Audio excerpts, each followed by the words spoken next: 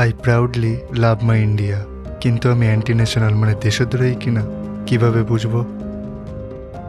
দেখুন, আপনি খারাপ হাওয়া মানে হাই একিউআই নিয়ে প্রশ্ন করছেন, তাহলে আপনি অ্যান্টি ন্যাশনাল। আরাবল্লী পর্বতের জন্য প্রোটেস্ট করছেন, তাহলে আপনি অ্যান্টি ন্যাশনাল। আপনি প্রত্যেক ক্রাইমকে ইগনোর করা শিখুন। ধর্ষণের বিরুদ্ধে প্রতিবাদ করছেন, তাহলে দেশদ্রোহী আপনি। খারাপ দূষিত পানি, গর্তে পড়া রাস্তা নিয়ে আপনি আওয়াজ তুলছেন, তাহলে আপনি অ্যান্টি ন্যাশনাল। সিস্টেমকে নিয়ে আপনার মনে কোনো প্রশ্ন থাকলে অ্যান্টি ন্যাশনাল আপনি।